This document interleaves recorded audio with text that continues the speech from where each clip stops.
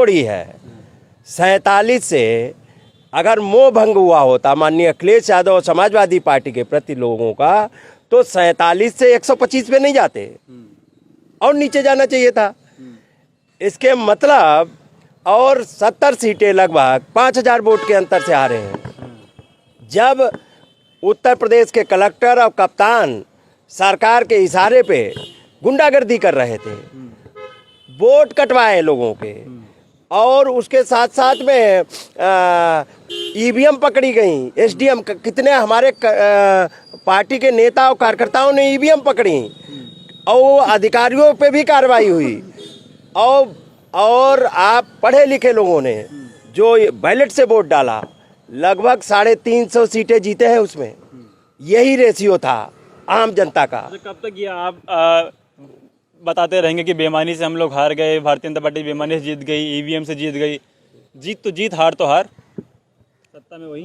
देखिए, अगर देश में केवल रिजल्ट किन रास्तों से उन्होंने पाया है, बेईमानी करके, भ्रष्टाचार करके आप अपना महल खड़ा कर लो, तो क्या सही है? ये बताओ मुझे। और उसको हम बोले भी ना कि आपने जो सत्ता बनाई है, जनता ने कहाँ बनाई? कई राज्यों में इनकी सरकार नहीं बनी थी, इन्होंने तो पैसा खरीद के, विधायकों को खरीद के किया। कई राज्यों में सीबीआई, ईडी, इनकम टैक्स सारी चीज़ें डलवाई, और उसके बाद में वही लोग बीजेपी में चले गए तो वो पवित्र हो गए, उनको मुख्यमंत्री बना दिया। कितने लोगों को, विधायक, एमपी, एमएलए के यहाँ उत्तर प्रदेश में किस तरीके से गुंडागर्दी की जा रही। लेकिन हम समाजवादी लोग हैं, हम डॉक्टर राम मनोहर लोहिया के लोग हैं, और हम माननीय मुलायम सिंह यादव जी के सिपाही हैं। हम हिम्मत हारने वाले लोग नहीं हैं। और माननीय अखिलेश यादव जी के नेतृत्व में आप देख लेना, अभी 22 में बीजेपी को घटाया है और 24 में माननीय अखिलेश यादव जी के नेतृत्व में बीजेपी का सफाया है। क्या मुद्दे हैं 2024 में? मुद्दे बढ़ी हुई महंगाई, बेरोजगारी, और किसान परेशान है, नौजवान परेशान है, पिछड़े दलितों का हक अधिकार छीना जा रहा है, आरक्षण खत्म किया जा रहा है, संविधान बाबा साहब का खत्म किया जा रहा है, जाति जनगणना नहीं कराई जा रही, जातियों में लड़ाने का काम कर रहे हैं। और ये लोग जो 5 किलो अनाज देके देश को गुलाम बनाना चाहते हैं, और 5 किलो अनाज देके जिस तरीके से एक ईस्ट इंडिया कंपनी आई थी जिसने गुलाम बनाया था, एक कंपनी के हाथ पूरा देश बेच रहे हैं, सरकारी संपत्तियां बेच रहे हैं। ये सरकारी संपत्तियां केवल इनकी पपौती नहीं है, इस संपत्ति पे देश के हर नागरिक का हक है, जिसको वो बेच रहे हैं। अपनी संपत्ति जेब की, लगता है उनके बाबा परबाबा ने बनाई हो संपत्ति, बेचे दे रहे हैं देश को। कौन सीमाएं सुरक्षित है?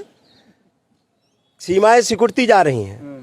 ला के दिखा रहे प्रधानमंत्री। नहीं, वो तो देखिए टीवी पे, चैनल पे, विज्ञापन में, और उस पे है, धरातल पे नहीं है। धरातल पे आप जाके तो देखिए, किसान परेशान है, नौजवानों को नौकरियां नहीं मिल रही। इन्होंने कहा था 2 करोड़ नौकरियां देंगे, चुनावी घोषणा पत्र में कहा था। प्रत्येक वर्ष 2 करोड़ लोग बेरोजगार हुए हैं। इन्होंने कहा था किसान की आय दुगनी कर देंगे। किसान की आय तो आधी उनके जानवरों ने कर दी है, जिसको देश के प्रधानमंत्री ने 22 के चुनाव में कहा था जानवरों की व्यवस्था हम करेंगे, अभी तक तो नहीं हुई। आप कहते थे महंगाई हम कंट्रोल कर देंगे, जो 350 का सिलेंडर था वो 1150 का कर दिया। तो ये आदमियों के, गरीब आदमियों का खून चूसने वाली पार्टी कोई है तो वो बीजेपी है। गरीब महिलाओं के चूल्हे पे भी डकैती डालने वाली कोई पार्टी है तो ये बीजेपी है। महंगाई कितनी है? किसान का आलू, उसकी लागत मूल्य नहीं मिल रहा है।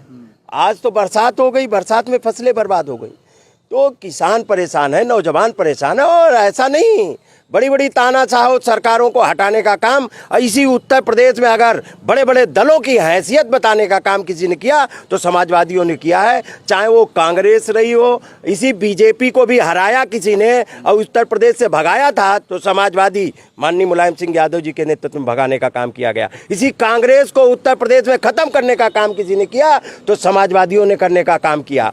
और भी कई दल थे, चाहे बीएसपी भी हो, इनकी भी तानाशाही को ख़त्म करने का काम समाजवादियों ने करने का काम किया, और समाजवादी पार्टी ही देश की गद्दी से बीजेपी को परिवर्तित करेगी इसी 24 में। अब ये मोर्चा कौन दल क्या करेगा क्या नहीं, वो तो राष्ट्रीय नेतृत्व फैसला करेगा। और समाजवादी पार्टी के राष्ट्रीय अध्यक्ष माननीय अखिलेश यादव जी ने समय समय पे बयान दिए भी हैं कि हमारा जिन दलों से गठबंधन है अभी, उन्हीं दलों के साथ में, और किससे करेंगे क्या नहीं करेंगे वो तो मानी, लेकिन उत्तर प्रदेश की जनता से कोई नाता नहीं है। उत्तर प्रदेश की जनता का गठबंधन माननीय अखिलेश यादव जी के साथ में है, और 24 में आपको मजबूत दिखाई पड़ेगा, और मजबूत दिखाई पड़ेगा। और 24 में बीजेपी 80 के 80 लोकसभाएं हारेगी, क्योंकि पिछड़ा परेशान है। आप बताइए ये हारेगी, जीतेगा कौन? कौन जीतेगा? दिल्ली से प्रधानमंत्री भी हटेगा। जिस उत्तर प्रदेश से प्रधानमंत्री जी जाते हैं, उस उत्तर प्रदेश का खजाना जा रहा है गुजरात। यहाँ के लोग भिखारी हो जा रहे हैं, यहाँ के लोग कंगाल हुए जा रहे हैं। यहाँ का नौजवान बताओ आउटसोर्सिंग में कितना रुपया मिल रहा है? 10,000 रुपये। उसी सचिवालय में 1 लाख रुपए पा रहा है सरकारी तनख्वाह, और अब नौजवान BA MBA किए हुआ आउटसोर्सिंग पे पा रहा है 10,000। ये उत्तर प्रदेश का अपमान नहीं है क्या? और उत्तर प्रदेश के जितने ठेके पट्टे हैं, सब ठेके पट्टे भी गुजरात के लोग कर रहे हैं।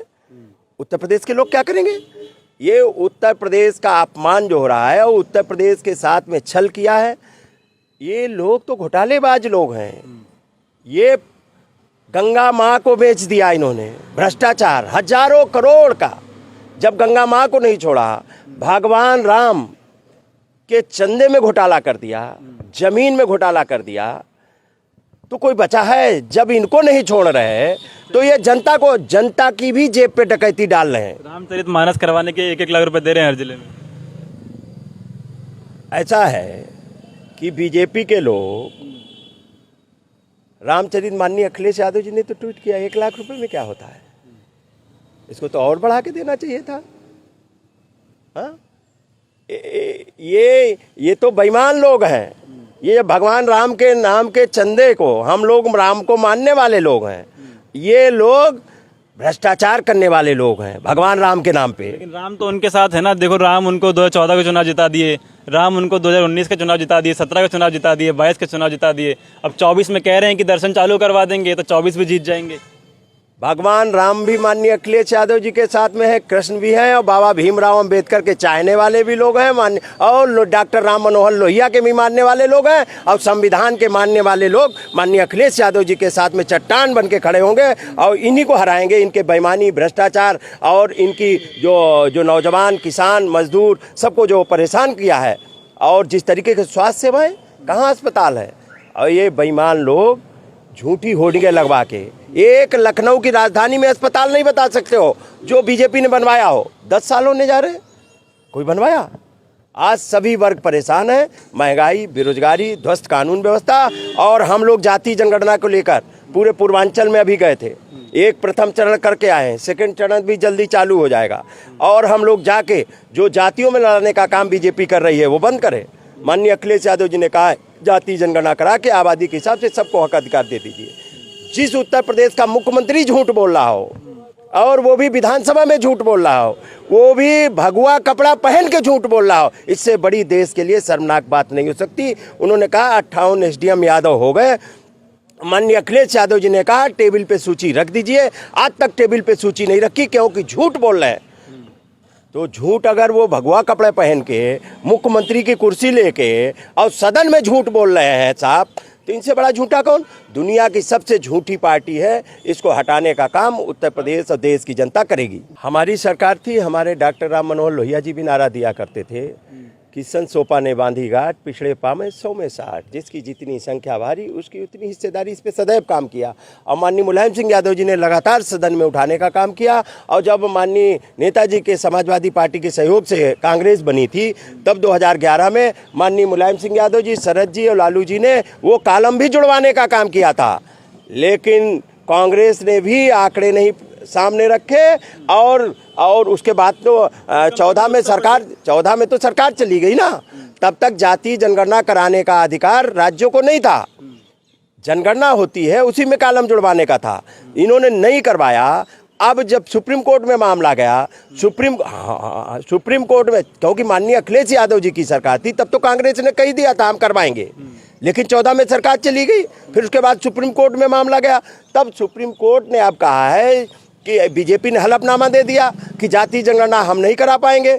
तब सुप्रीम कोर्ट ने कहा है कि राज्य चाहे तो जाति जनगणना करा सकते हैं, उसी के तहत बिहार में जाति जनगणना हो रही। अब राज्यों को पावर मिल गया, तभी तो माननीय अखिलेश यादव जी ने घोषणा पत्र में डाला था कि 3 महीने के अंदर हम जाति जनगणना करा देंगे, हमारी सरकार बनेगी। तो जाति जनगणना राज्य चाहे करा सकते हैं। बीजेपी समाजवादी पार्टी 80 की 80 सीटें अपने गठबंधन के साथ में बीजेपी को हराने जा रही है और बीजेपी का घमंड चकनाचूर हो जाएगा। जितना झूठ बोलने वाले लोग हैं, इनकी बेईमानी, ये जो झूठ, बेईमानी, भ्रष्टाचार, चोरी कर रहे हैं, वो चोरी पकड़ी गई है। अब चोर बेनकाब हो गए हैं। अब जनता इनको